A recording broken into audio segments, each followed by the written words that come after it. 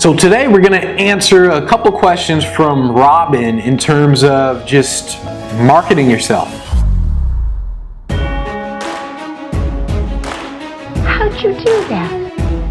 I see that success is not something you pursue, it is something you are. Robin sent an email, and I'm going to read these questions. She sent a few questions, so I'm going to read these questions and then just answer them. So the first question is, do you have any tips on the overlaps or differences between associations and corporate audiences? Basically, I've been speaking in the association market for about 1.5 years, and that's been going well, but I haven't done much corporate speaking, and I'm interested in expanding my presence to this audience, and I hope that's where you come in. Well, really, I mean, 1.5 years isn't really that long. So with associations and corporate, I mean, it's very similar. I mean, corporate has a bigger budget, but usually people in the corporate market are in associations. So what I usually tell people is, hey, when you're doing an association, is how's your referral system set up?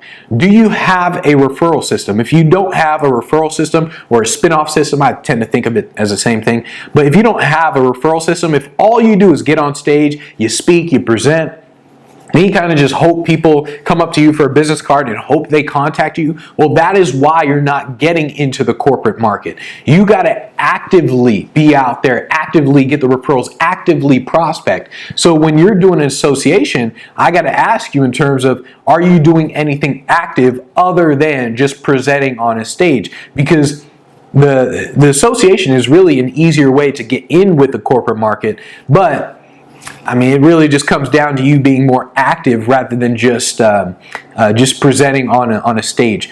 So that's number one. Number two, she says, are there any tips on selling services instead of products in conjunction with speaking?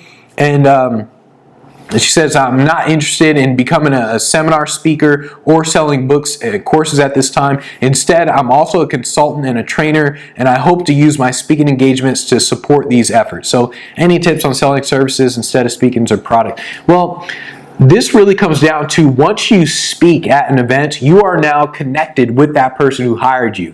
So if you're let's say you're a sales speaker and you speak at a car dealership, so you do a presentation for the salespeople at a car dealership, well, now you have, let's say you have training and services in terms of just sales in general. Well, now that you're already connected with them because you did a speech, now you can say, hey, I got this product and we can actually help you guys sell more. I got this service and we can help you sell more. So you got to think in terms of just long term. You don't think in terms of, oh, all I did was speak for them, now I can't do anything. You got to think in terms of, okay, I spoke with them, now I'm connected, so later on down the line I can do other stuff as long as I stay in touch with them. So that's how you're going to sell services other than just speaking in general. So the next question she asks is there a timeline for corporate bookings? For example, I know associations book their big conferences or trade show speakers 6 to 12 months in advance.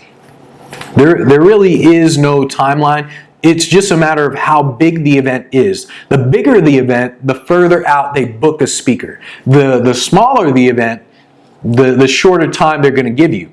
So that's actually one thing that I tend to pay attention to in terms of budget. Anyone who contacts me further out, I know that they probably have a budget to hire me. If they contact me and say, hey, our event is next month, I know that they probably can't hire me because they don't really have a big budget.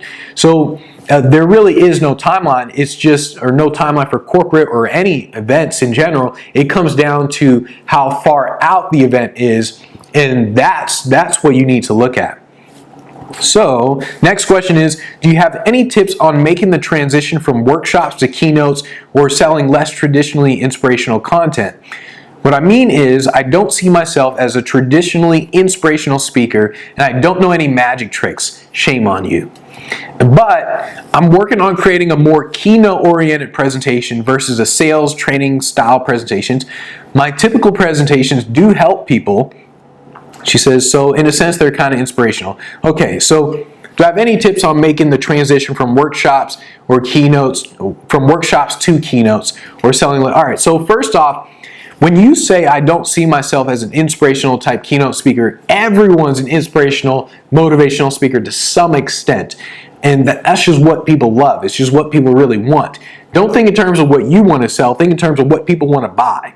So that's number one. But to go from workshops to more keynotes, it's simply the reverse of what I just mentioned earlier, where if you're doing a workshop, well, now you're connected with this person who hired you for the workshop.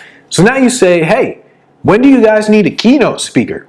And that's really all you got to do. That's how you do it. And you can do the reverse where you're doing a keynote and you say, hey, what do you guys think about a workshop? And that's all you have to do. You just stay in touch with them. You just ask them. That's what it comes down to. Number 5. Hold on, I need a drink of water here. Number 5. Have your core outreach methods changed in the recent years? So how do you avoid the spam filters when sending so many emails from your account? How do you get meeting planners to open, read, and respond to your messages?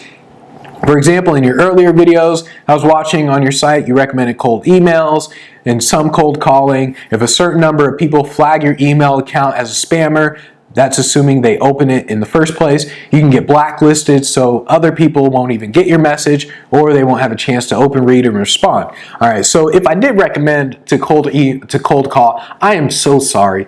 Cold calling it takes up too much time. I do not cold call anymore. Actually, if you do cold call, it is more personal, and as long as you know how to do it, you can cold call people, but I do not cold call people. I just don't do it. I send out the cold emails. All right, so essentially, this entire process is what I talk about in the Event Finder system.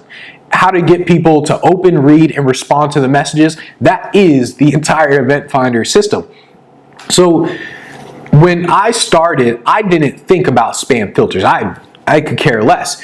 And the way my system is set up, if you do it right, I honestly do not see anyone clicking this is spam, because it is not spam. It is literally like me going to your Facebook page and your name is Brandon, and me saying, hey Brandon, I saw that that you're a speaker and you're the author of Get Going motivational book and I loved it. Great job.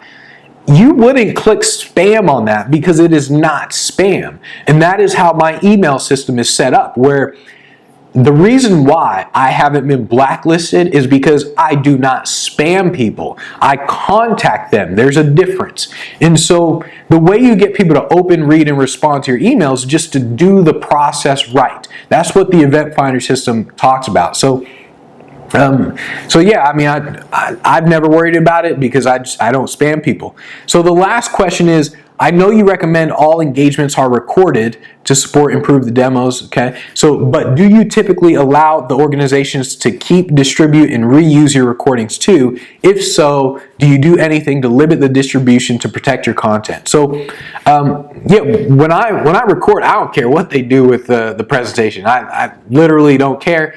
And I have yet to see a single recording from the event where they just posted it on YouTube, like the whole thing. I've yet to see it happen.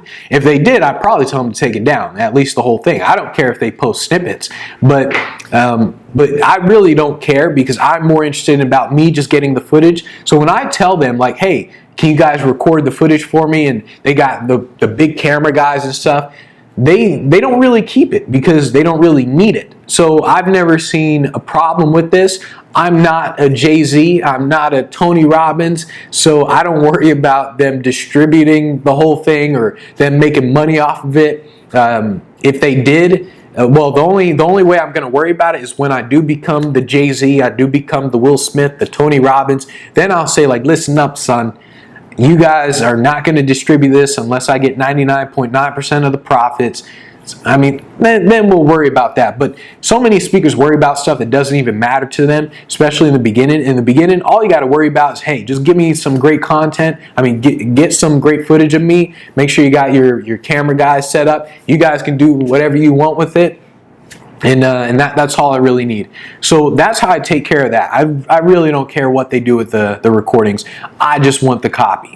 So yeah, those are the answers to all that questions. If you guys have any other questions, any smart questions, like Robin asked some pretty good questions. So if you guys have any good questions, then send me an email and I'll probably make a video like this on them. And just make sure you share all these videos.